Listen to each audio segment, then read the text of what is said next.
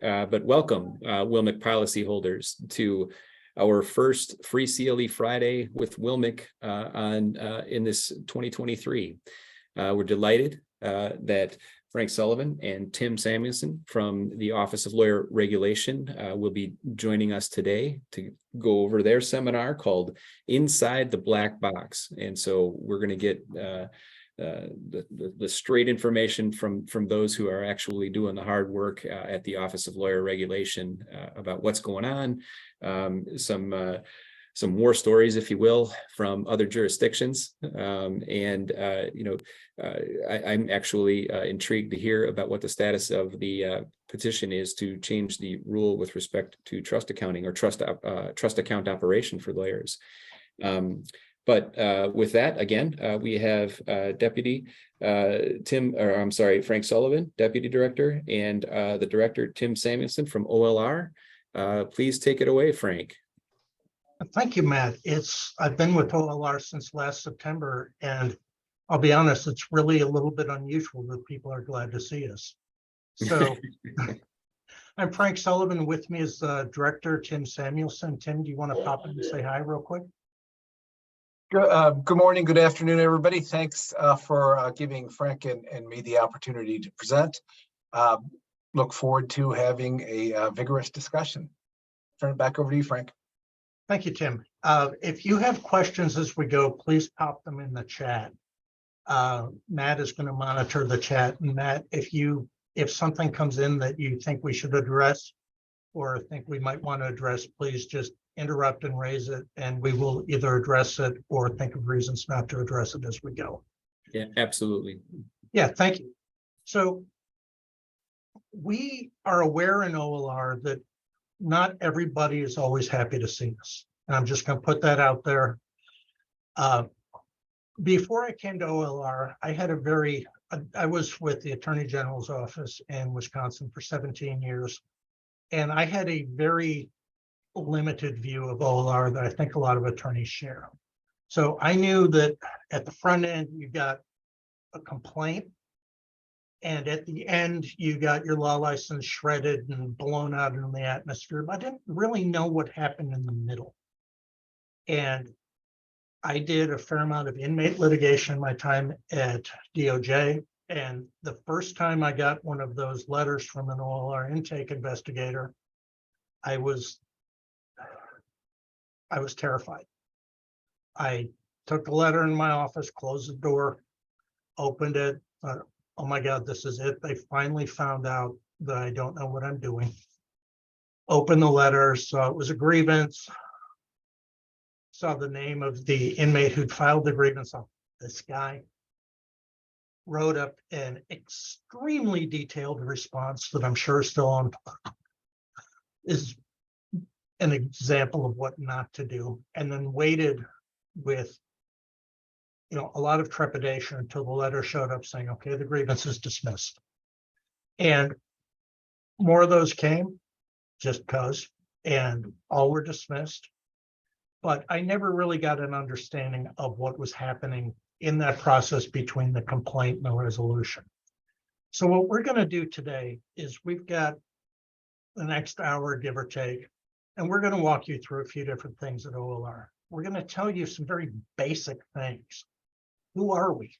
What do we do? If you get a grievance filed against you, what should you do? What are you required to do? We're also going to give you a short list of things. We're not allowed to give ethics advice, so just let's be very clear about that. But we're going to give you a short list of things that perhaps you should consider not doing in your own practice. And then we're going to talk a little bit about some things coming down the pike, including the revisions to the trust account rule that's going into effect July 1st. So, any good presentation about government begins with an org chart. We are an office of the Supreme Court. We are complicated because everything is complicated. But we have a director, which is Tim. We have two deputies. I'm the deputy director for formal investigations and litigation. And my colleague Julie Spoke is the deputy director for intake. There are a number of other entities involved in the lawyer regulation system structure. I'm not going to spend a lot of time talking about them today, but we are subject to the oversight of a Board of Administrative Oversight. We have special processes that are used for investigating complaints against lawyers who are in some way connected to the lawyer regulation system. And we have referees, and I'll talk a little bit more about those referees and what they do and who they are in a minute. So here's our org chart. We have the director, Tim. We have the 2 deputy directors. We have 9 intake investigators. We have 4 formal investigators, which includes our trust account person. And we have 4 litigation counsel. What's not apparent from this org chart is that most of our investigators are JDs. We have, correct me if I'm wrong, Tim, we have 1 or 2 investigators who don't have JDs, but everybody else does. And I think the reason for those hiring decisions is that it takes a certain understanding of how you practice law and what practicing law is all about to be able to meaningfully investigate lawyers. So, Tim, do you want to talk briefly about the grievance statistics? Sure. To put this in context, in the state of Wisconsin, we have about 20,000 full dues equivalent paying lawyers. And the reason I know that number is that's how our operations are funded. The number is, with emeritus and other designations, about 25,000. But in terms of those who pay full dues, it's about 20,000. Now, every year we get roughly 1,500 grievances. So you can crunch the numbers, and it's roughly 1 in 8 attorneys picks up an OLR grievance. Now, our numbers for the past few years have been relatively constant, but looking back maybe 10 years ago or so, we got a lot more. We got north of 2,000 grievances. I can't tell you why our numbers have gone down, but they've been fairly steady, right around 1,500. A dip during the COVID years, but I anticipate for our next fiscal year will be about 1,500. So that's just the unique complaints that we get that we process as grievances. And the question that everybody has, there's a couple of questions. First one is, where do they come from? And so about half of the grievances we receive, a little bit less, are from clients. Shouldn't surprise anybody. The next largest percentage is from the adverse party, then from some other party or some other source. But almost half the grievances are from clients, and you'll see a little more, you'll get a little better understanding of that with the next slide when we talk about practice areas. The vast majority, well, not the vast majority, but almost half of our grievances again come from the criminal law arena. There's a lot of criminal law attorneys. Criminal law matters are high stakes. There's a lot of criminal law matters, and clients in criminal law matters often tend to feel that they may not have gotten the best shake possible from the justice system. They're most likely to feel aggrieved at the end of their proceeding. They're also most likely to have time on their hands to file a grievance. Next largest percentage is family law. Again, I don't think that should surprise anybody. Family law is contentious. Family law is high stakes. Very few people walk away from a contested family law matter going, well, that went well, I'm really happy. So we get a lot of grievances arising out of family law. Litigation. I'm a reformed litigator. Tim's a reformed litigator. Litigators get grieved on, and maybe sometimes we might have it coming a little bit. And we'll talk about that more when we get to the things you should consider not doing section of this presentation. Then everything else is the remaining third. So the most common allegations, and when I came to OLR, I had assumed that the most common allegations were straight up malfeasance, people stealing, people bilking their clients. people affirmatively doing other horrible things.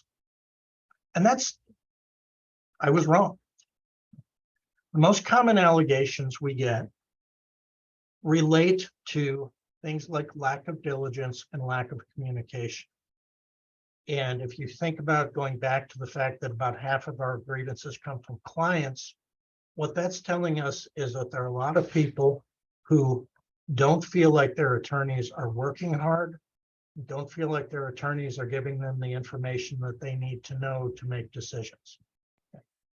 Whether that's true or not is a different matter, and we'll talk about substantiation of grievances a little bit later. But the two biggest things that we see arise out of your connections with your clients. How do they feel about how you are treating them, how hard you're working for them, how you're talking to them? Frank, if I could jump in real quickly. Of course. WILMIC sees about 20% of its claims are connected in some way, shape, or form to a lack of communication. And so we work very hard in our risk management programs to encourage our policyholders and others to take, Rule 20:1.4 very seriously. And it comes in many, many forms and many, many different ways. And at least, well, two of the suggestions that I have are one, to communicate as well as you can in your billing. When clients have to pay as much money as they do for lawyers, we're expensive, we're worth it, but we are expensive. You can pretty much guarantee that one of the things they're going to read is their bill. And so to the extent that you can offer more in your billing description than phone call with you, that doesn't tell the client much. And instead they see a pretty hefty price tag, and they immediately equate it with a phone call. Geez, that's the most expensive phone call I've ever had, that kind of a thing. But phone call with you to advise you, about some substantive issue in the matter will go a longer way, one, to make them feel better about the check that they're writing, but also illustrate what work you are actually doing for them. So you could argue that the statistics that Frank is showing right now, the lack of communication and lack of diligence kind of go hand in hand. If you're not communicating the work you're doing for the client, they don't think you're working for them. And we know that's not true, but the impression is still there. And then second, I would strongly encourage, certainly when you have substantive conversations with your client that have to do with the representation you've undertaken, write IAY letters, and that stands for I advised you. Oftentimes we will get claims, and it will, there isn't any sort of written record of what exactly happened between lawyer and client. When there is that kind of a letter, I advised you, we had this conversation, we went over the options, I recommended this action, and you either did or did not take my advice, and you chose that option or a different one. Those go a long way. We don't have to care about what the client said. We don't have to care about what the lawyer thinks was said. We've got that written down, and that letter was delivered. So documentation helps, and it certainly does, sort of put a rest to any of those questions.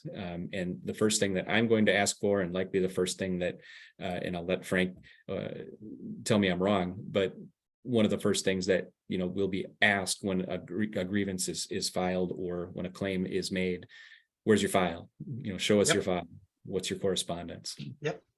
Client is alleging that you didn't communicate. What communications do you have? Yep. Client is alleging that you didn't involve them in decision making. What can you show me? Client's alleging a lack of diligence. What did you do? And we're not here to second guess every step of your interaction with your client, but boy, it sure helps if you have a nice descriptive bill that says, October 18th, 0.4, phone call with client to advise client of blah, blah, blah, blah, blah. Client concluded to do this. Boom. And I think that cuts down on the likelihood that you'll receive a grievance. It also makes the intake and investigation processes much more streamlined, I guess is how I would put it. And so I'm going to move a little bit now to talking about our grievance process. And I believe that Frank Costanza's the epitome of people with grievances. And I feel my inner Frank Costanza coming out a little more every year. But let me show you where this fits into OLR's process. So you can think of us as having three parts. We have intake, we have formal investigation, and we have litigation. And the triangle is upside down because there's a lot more matters at intake than there are at formal investigation. And there's more matters at formal investigation than there are at litigation. So when we think about intake, we're thinking about it as a funnel. Tim, what's the number on grievances are resolved at intake? It's really high, isn't it? It's north of 90%, and that's constant. Year in, year out, our closure rate following an intake preliminary evaluation, and that's the language right out of the rule, is always 90% or more. So that's, I think, a really significant number that hasn't been communicated to the bar as frequently as perhaps it should. Just because a grievance makes a grievance doesn't necessarily mean there's any wrongdoing. There's no inference of wrongdoing associated with the evaluation of a grievance. So we can receive grievances in a variety of ways. We can get them by email, mail, telephone, and yes, fax. Incarcerated individuals have to grieve in writing. And this is what happens. When a grievance comes in, there's a preliminary evaluation by an investigator. They'll review the grievance. They'll contact the grievant for additional information, and they'll forward the grievance to the respondent attorney for a response. Hey, a grievance has been filed against you that this happened or this didn't happen. What can you tell me about that? What records do you have? How can I figure out quickly what's going on here? And the intake investigator will do that quick review, that evaluation, and recommend a disposition. There's a lot of different dispositions available at intake. So if we have insufficient evidence of attorney misconduct, for example, we can refer it to another agency. An example, misconduct was committed by this judge who was biased against me. That's an easy one. We don't do judges. The Judicial Commission does judges. So we refer that to the Judicial Commission. It's a minor dispute that's resolved. We'll close it. Not enough evidence, we'll close it. Outside the statute of limitation, we have a 6-year statute of limitations for filing grievances, or it's an inquiry that falls outside the rules. Now, we also can impose sanctions at intake.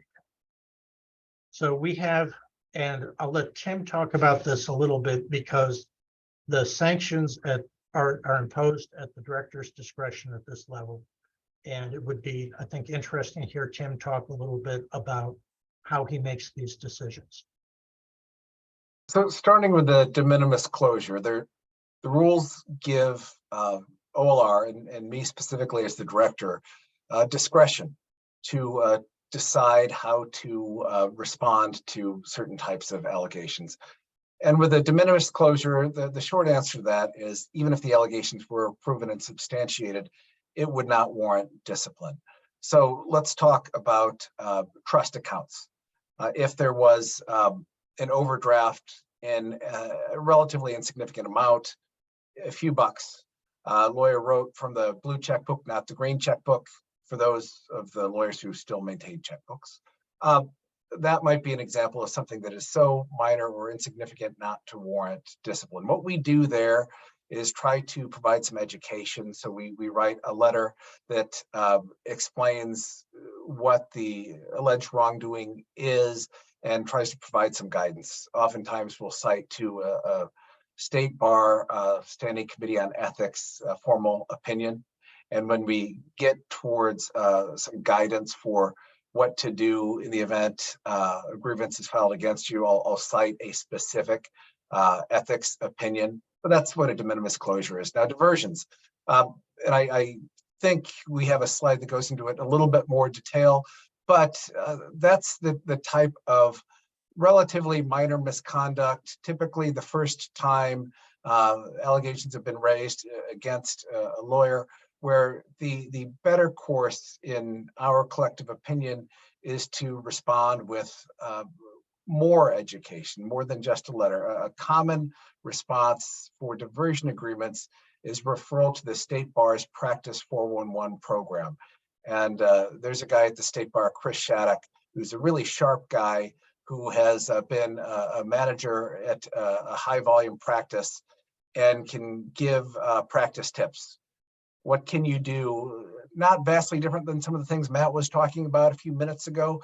How can you prevent 1.3, 1.4 communication diligence types of grievances? How frequently you're talking to your client? How can you get organized so as to prevent cases from slipping through the cracks? So Frank may wish to talk about diversion a little bit more in a minute, but then the other two dispositions at intake would be the consent reprimands.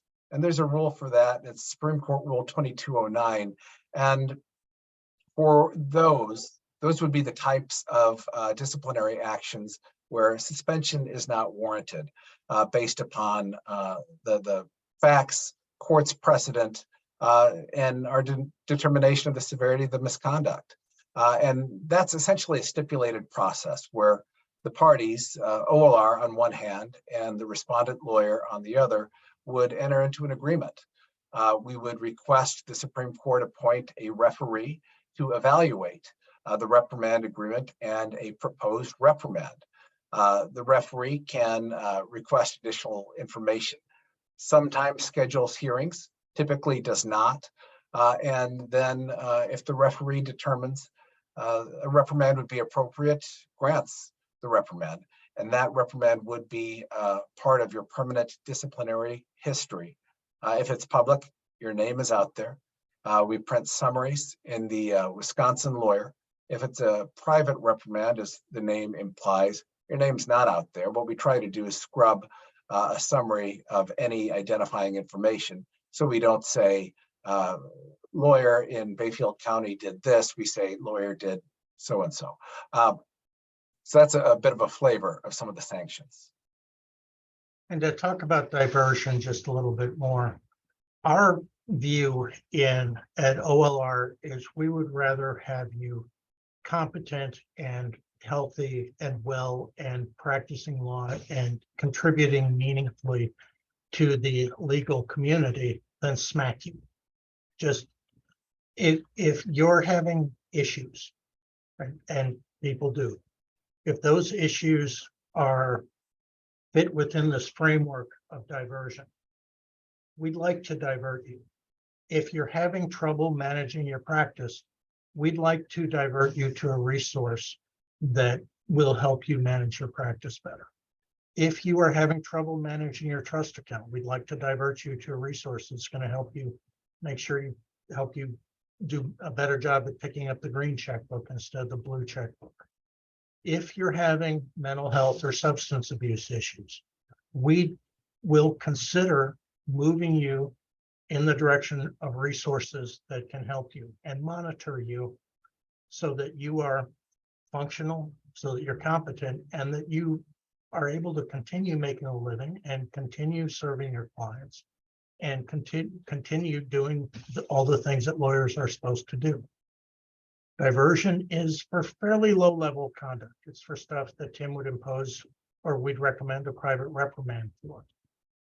You've had previous public discipline. If you've been diverted for similar misconduct previously, if you are having sexual relations in a way that 20:8.1 says you should not, then diversion is not for you.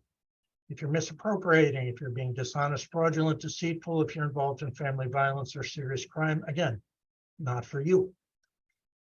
If your conduct has resulted in injury to monetary rights, legal rights, or valuable property rights, unless we can make restitution as a a condition of the diversion, we can't divert you.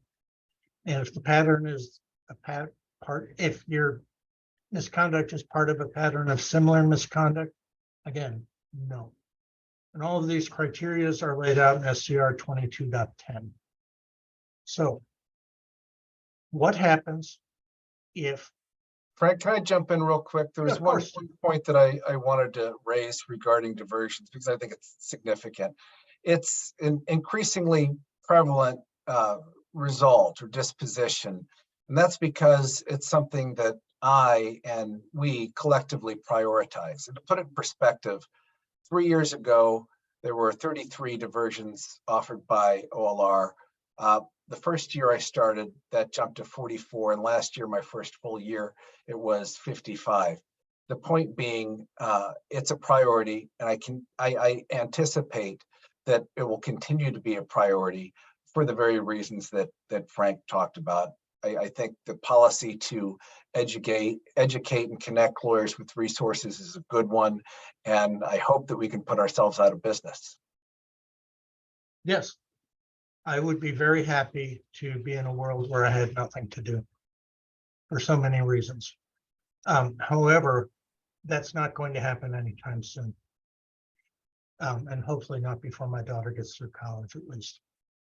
So if we move past intake, we move to formal investigation.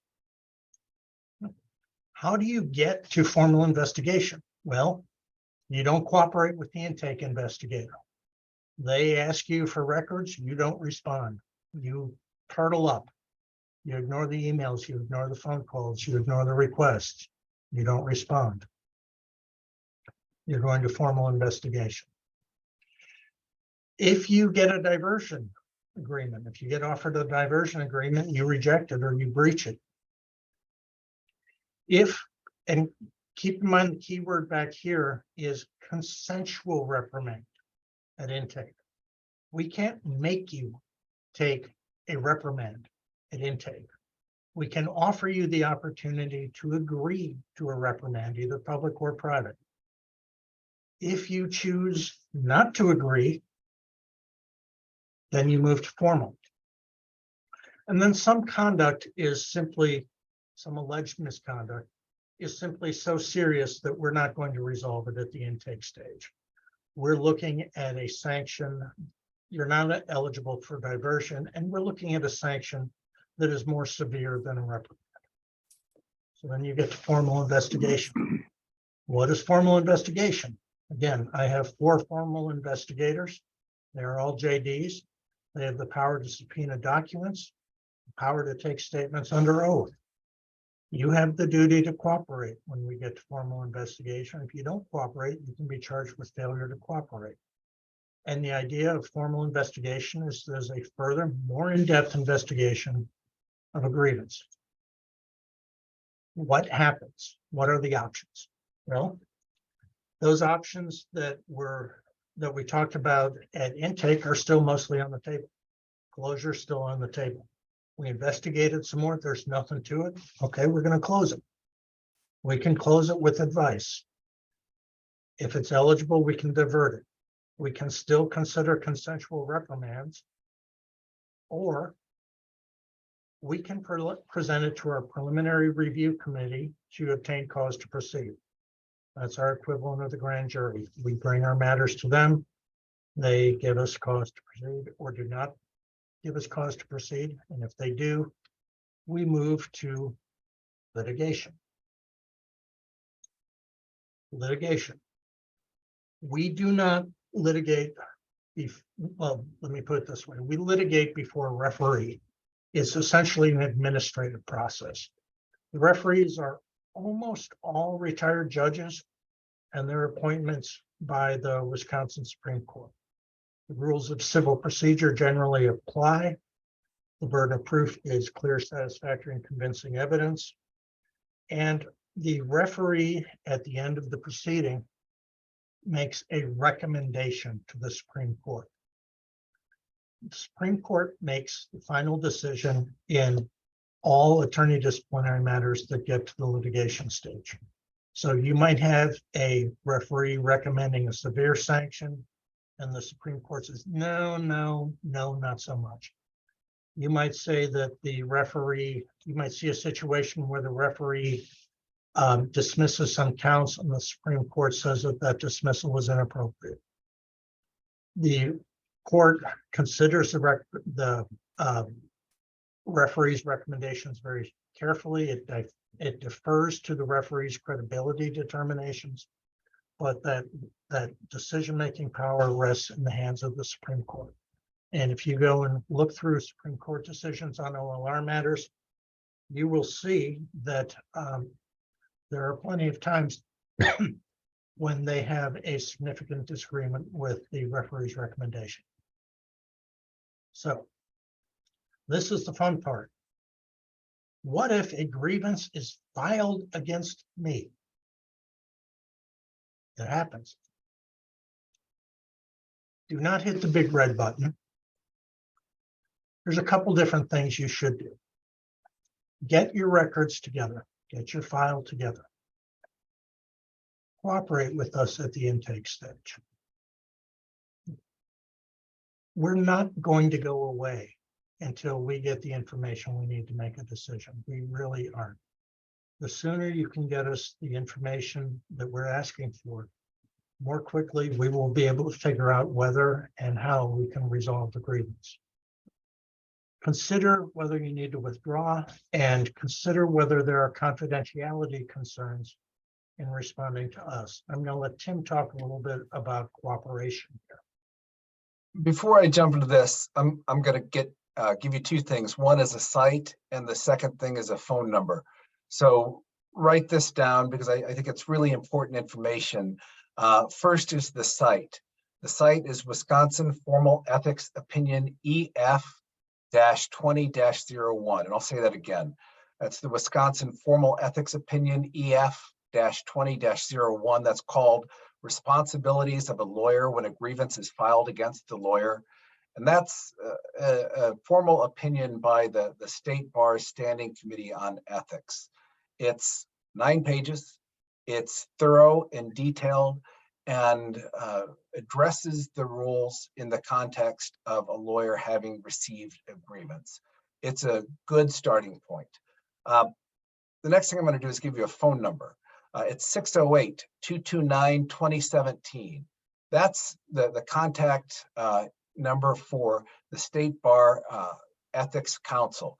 And I'll give you that again, 608-229-2017, or for those of you who are paying for long distance, if anyone's still like that, it's 800-254-9154.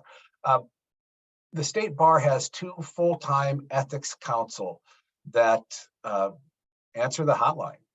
Tim Pierce and Aviva Kaiser, we work with them regularly. They're both very knowledgeable, bordering on the encyclopedic of all things professional discipline. Both have worked as educators at UW Law School, so they have just about heard it all. They're great resources. So after saying that, after that throat clearing, cooperation 2115 sub 4. This rule applies to all grievances. In short, you have to cooperate as a matter of policy and rule with all our grievances. But in addition to 2115 sub 4, there's another duty to cooperate essentially that vests under the formal investigation rule, and that's 2203.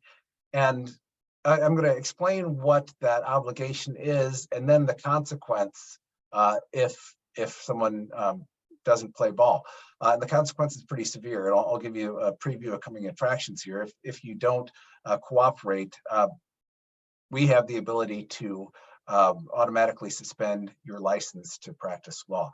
So, okay, 2203, that's the rule regarding formal investigations.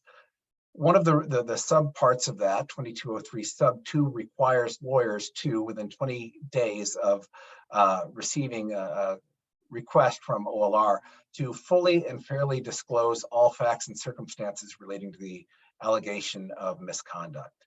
So not only do you have an affirmative obligation under 2115 sub 4, but you also have an obligation under 2203 sub 2. Now, if you blow us off, if you don't respond under 2203 sub 4, we do have the authority to automatically suspend the lawyer's license. Now, this is something that I would say that we do rarely, but effectively. It's an attention getter. You don't want this to happen, because if we automatically suspend your license, we blast out an email to every judge in the state. This is a big deal. You don't want this to happen. Now, to put this in perspective, last year in fiscal year 22, we did this 4 times. So that's once a quarter. 3 of those 4 lawyers responded within 24 hours. Now, had that lawyer responded to us days before, he or she wouldn't have been in the situation they were in, where they were suspended, which can provide some embarrassment to courts, to clients. It's something that you don't want to have happen. Now, in this past fiscal year, so that's from July 1st to the present, we haven't taken this action against anybody. And one of the reasons I want to give these numbers out here, 4 times last fiscal year, and 3 of the 4 were reinstated immediately, is I think we're pretty reasonable with how we apply these rules. This isn't our first option. This is pretty darn close to our last option. It's not sitting waiting for day 21 to suspend. No, that's not how it works. We work with the lawyers to try and get the information that we need, but we do reserve the right to seek a suspension, but it's something we use very, very sparingly. Now, there is a basis for an additional rule violation for the failure to cooperate. And that can be an independent additional count. And the rule for that is 28.4H.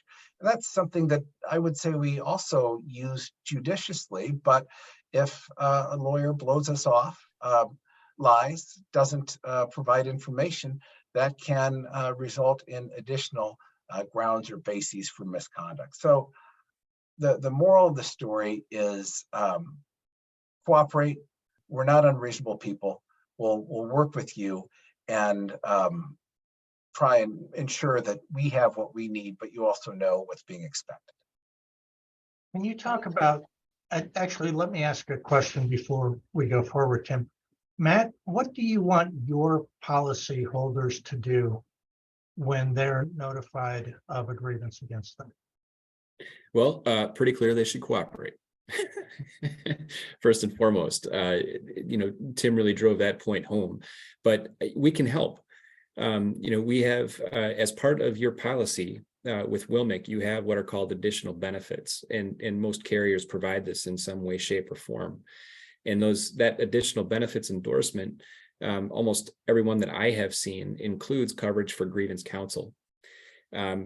We get it. We understand that you're in practice. You are trying to keep the lights on. You're trying to keep the doors open. You're trying to bill.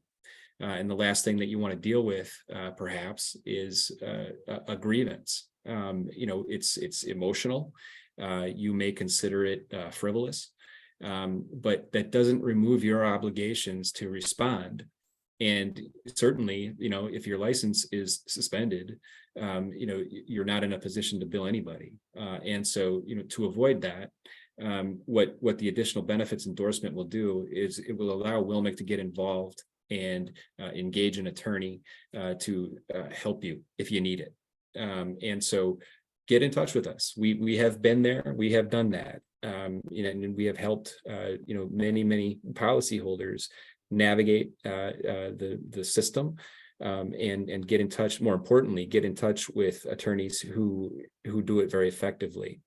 The grievance counsel that we hire have very good relationships with OLR's investigators, and just understand the importance and the ability to sort of take one headache away from you and to be able to assist you and get through it successfully. So give us a call. I put the number in chat for WILMIC's general number, 608-824-1700. And get in touch with Brian Anderson. He's our director of claims, and he's the claims attorney who would help navigate that situation. I can certainly help as well.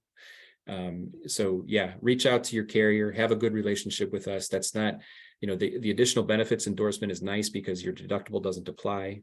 So there really isn't any money out of your pocket. And it doesn't go against any limits for any subsequent claim that's filed. So don't be afraid. Give us a call. Brian Anderson is, he's 6'6", but don't think he's anything but a gentle giant. He will definitely be a good advocate and somebody who can provide you with effective assistance. Thank you for that, Matt.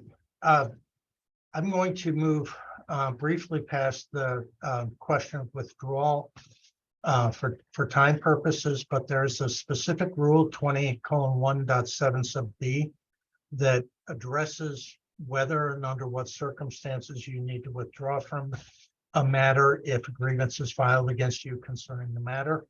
And Tim, would you touch briefly on confidential client information and then confidentiality of grievances? Sure. The takeaway, well, before I even jump into this, the ethics opinion that I cited earlier discusses this in a little bit more greater detail. But the bottom line is you may reveal information relating to a representation if there's an allegation of professional misconduct, and that comes right out of the rule 21.6C4. It's discussed in a little bit more detail in that ethics opinion, but that's not a breach of attorney-client confidentiality. Now, the next slide discusses Supreme Court Rule 2240, which essentially provides that OLR and I must hold in confidence any information, papers, files, documents, etc., relating to an allegation of attorney misconduct, unless and until we file a complaint or petition with the Wisconsin Supreme Court. And so what that means for me is that I cannot provide records or information relating to grievances, even if they are publicly known. When the newspaper reporter calls me up and says, will you comment on this grievance?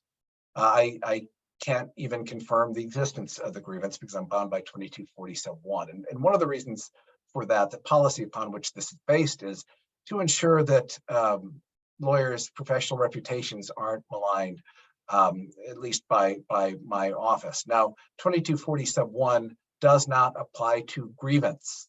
So the former client or the adverse party or somebody who makes a grievance against you, they are not bound by 2240 and they need not hold that information in confidence. And we had a situation not too long ago where a grievant was blasting out information against the lawyer that he was grieving against. And that was something that I personally took into account in how I chose to respond to that person, because I wanted to protect the integrity of the lawyer to the extent I can. But where the pitfall for lawyers is, when you see the grievant blasting out information online, whether it's Yelp or Facebook or whatever it may be, the instinct is, I want to respond. I want to clear my name. Now, be very careful about doing that because of 21.6C4. That is the rule that requires you to hold client information in confidence. And so even if your client, your former client, your adverse party, well, not the adverse party, would be the client or former client, blasts out information, be careful with how you respond, because you could reveal confidential client information contrary to Rule 21.6. If you have questions regarding specifics, give the State Bar Ethics Council a shout. They've been down this road many times before. In fact, they discuss it in pretty significant detail in that ethics opinion. Thank you, Tim. That's a good segue into our next section, which is things you should consider not doing. And I say consider because we are not allowed to give ethics advice. If you have questions about how to respond to grievance or anything else in the realm of ethics, call the State Bar Ethics Council. The number's here on the slide. It's also in the chat. The site to the ethics opinion is here. It's also in the chat. Your dues pay for State Bar Ethics Council. That's a service that you get every year when you write that. I keep saying writing a check like it's 1987. When you trigger that credit card payment that seems to cost a lot. One of the things you're paying for is access to this. And it is incredibly useful. It is a great resource. And also it's confidential. And it's confidential. And I really wish people used it more often. So, quick recap. Is this presentation ethics advice? No, it is not.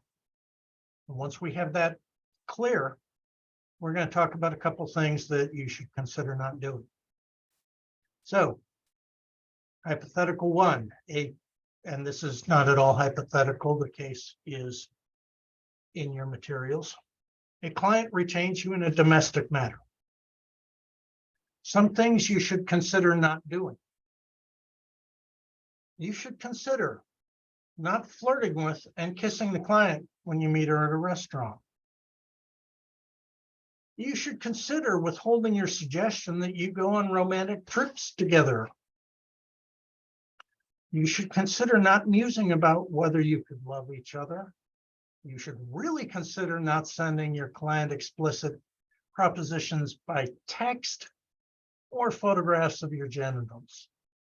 And we're going to come back to this sort of issue when we talk about the things that are coming, because we're seeing from the Supreme Court an increased signal that they are concerned with ethical behavior in the area of sexual harassment and sexual exploitation, whether that applies to attorneys sexually exploiting or harassing staff or colleagues or clients, or I think even people in the community at large.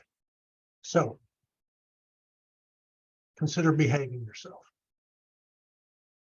Number two, your client wins $1 million in the lottery. Happy day. Things you should consider not doing. You should consider charging reasonable amounts of legal fees. And there is a jurisdiction, and again, the decision is in your report, that considered almost $86,000 in legal fees not reasonable, even though the attorney refunded $1,750 of them in exchange for the client's agreement to withdraw a grievance, which again, you should consider not doing that, in part because it is arguably extremely wrong behavior, and also because arguably it doesn't really work. You should also consider not filing a bad faith bankruptcy action. And you really, really should consider not losing critical records because of multiple computer failures, which the court in this matter characterized as the dog ate my homework defense. And again, using these references, I feel so old. I don't know the last time my high school daughter did actual homework on paper. I asked her that question and she looked at me like I had three heads. I asked her if she knew what a checkbook was. And she said, yes, she does, because she's a cashier at the grocery store in our town. And sometimes old people write checks. And they take a really long time, and she wishes they would use credit cards. So, and a word about fee agreements with your unsophisticated client who just won $1 million in the lottery. A fee agreement that reads, the core objective of this engagement is making all of client's assets non-forfeitable. It is a crisis-driven colossal task that must be accomplished at once. In an atmosphere of chaos, client is willing to relinquish all control over his assets to attorney in order to achieve the core objective? You might want to think about that one. And this to me feels almost like a law school exam in, spot all the ethical violations here. I'm particularly amused by the crisis-driven colossal task. I mean, who hasn't had one of those? But if you're charging people for performing crisis-driven colossal tasks, again, I suggest that you consider making sure that your fee agreement is reasonable. Finally, you have concerns about the judge's work ethic and commitment to sound legal reasoning, but you don't want to be disrespectful. And who among us hasn't been here, really? They're lovely people. They don't always get it.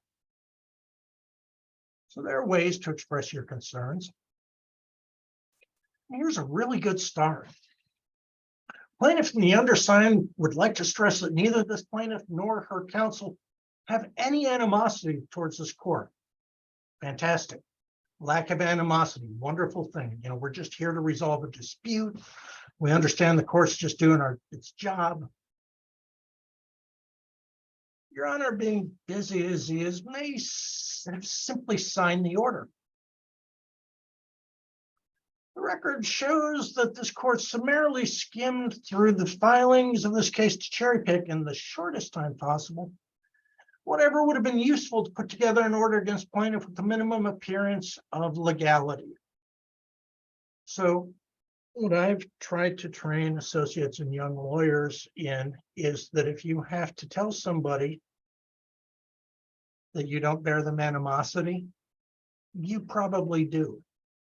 If you have to tell them that you are submitting your pleading with all due and maximum respect, you probably aren't.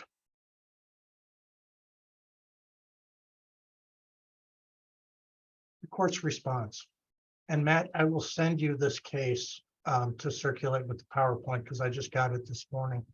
And everybody should read it. Not only for a list of things not to do, but you almost certainly will feel better about yourself as a human being and a litigator afterwards. The court's response. The court could go on. Counsel did. Court offers the following modest suggestion. The court invites counsel to reread the draft with the benefit of the passage of time and maybe a good night's sleep. And more specifically, this court invites the counsel to have a moment of quiet reflection and revisit the tone of the filing. Okay, always good advice. Again, not ethical advice, not legal advice, but just one human being to another. Moments of quiet reflection are often a good idea. Sitting on something that's a little on the volcanic side before you send it out for a bit, also a good idea. Ask me how I know. I'll tell you if over drinks, but not on something that's being recorded. Good night's sleep, always a good idea. Passage of time, sure. And the crux of the matter, civility standards such as they are exist for a reason. They aren't worth defending, they aren't worth having. And I enjoyed this opinion so much, and thank you, Tim, for sending it to me, because it's somebody, it's a judge taking a stand and saying, look, we're in a stressful business. We often get mad. We often get, excited about our work. We get disappointed and angry and hacked off when we think people should do things they don't do or do things we don't think they should. But let's back off a little bit. And this is the conclusion. In the meantime, a few words come to mind when the court thinks about this filing, but this court will keep all of those words to itself. Now, keep in mind, this is 5 pages into a 5-page opinion where the court very definitely has not been keeping its opinions to itself, but we do what we can on the battlements of the castle of civility. And this is just a fun opinion to read. So what's coming? Tim, do you want to talk about trust accounts for just a minute? And I have information about this upcoming state bar seminars too that I want to lean in. Sure, I'll be as brief as I can. The short answer is OLR filed a rule petition with the Supreme Court. I believe it was petition 2205, and what we sought to do is liberalize the receipt of electronic payments in lawyer trust accounts. We filed it last summer. We had a hearing last month. The court's already granted the petition. It will become effective July 1st. And so now OLR has some work to do. And what we're going to do is provide guidance to members of the bar. A couple of things that you can look for almost immediately is we'll have an article in the state bar's Inside Track, and that's its electronic newsletter. Then likely in June, we'll have a full-blown article that we're working on with State Bar Ethics Council, and we'll have that for publication. The most significant takeaway for all lawyers here, because I just don't have time to go into the nuance of the rule or the petition or the amendment. What must you do to be in compliance on July 1st? The answer is nothing. You don't have to take any affirmative action to be in compliance following the rule change.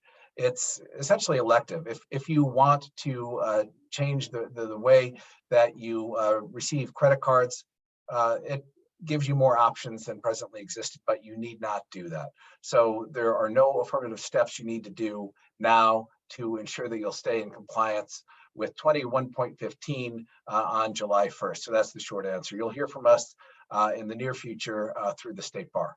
Yep. And we have scheduled 3 seminars through the State Bar. The first one is April 26th. You can tell I'm reading from a very sophisticated document here. The first is an April 26th seminar by Zoom entitled Concrete Answers to Common Trust Account Questions. There is a longer seminar on May 23rd that I believe is in person about trust account basics. And then a seminar on June 6th about fee agreement basics and something else that I'm currently unable to read because my handwriting is terrible. But all of those will be available through the State Bar. And Matt, if you are interested in working through something for us to present your policyholders in a seminar like this, we're happy to talk with you about that offline as well. Excellent. Thank you. I appreciate that very much, as will your policyholders. Yeah. Two other quickies. You betcha. Yep. So I already talked briefly about the sexual misconduct issues. Court is paying increasing attention to sexual misconduct issues. We think we are going to see more and more severe discipline for that type of misconduct. And finally, a trend that we are seeing in concurrences from recent Supreme Court opinions is an appetite to revisit our revocation rule. Currently, if you're revoked, you can apply for reinstatement after 5 years. I believe it's 4 justices on the Supreme Court currently would like to talk about that and take a position that revocation means revocation. And once you're revoked, you're not coming back. So that's all we have to say, Matt. If there's questions, I'm not sure what your format is. I'm happy to stick around a few minutes. If things come in through email, happy to respond to those. I'll send you the finalized presentation and that lovely case about making better decisions when you're mad at the judge. And what else can we do for you right now? No, I think that you've covered it. That's terrific. I will follow with an email you may have seen in the chat that I will certainly send out the full presentation once I get that from Frank, along with the court case, the opinion that he mentioned there toward the end of the presentation. And if you're open, Frank, to fielding questions by email, I can certainly put your email address in the chat as well. Actually, what I'll do is I'll follow up with the email with the materials. I'll put your email address in there as well, if that's okay with you. Absolutely. Okay. Well, gentlemen, thank you very much. This would conclude our first free CLE Friday with WILMIC for 2023. And I want to thank everybody who attended. We will do this about 4 times a year. And we also have 2 3-hour programs that we will put on, one in the summer and then one closer to the end of the year to make sure that everybody gets their ethics credits. I also put in the chat that we have, this one has been, we have applied with for CLE EPR credit with the Board of Bar Examiners. Once that's approved, it will show up on their website as a live webinar, and that should show up with WILMIC as the sponsor. So once again, Frank, Tim, thank you very much. We will go ahead and end the Zoom presentation at this point, and we'll follow up with the emails that we just described. So Thank you very much for having us. Thanks, Matt. We appreciate your time. thank you, everybody. So long.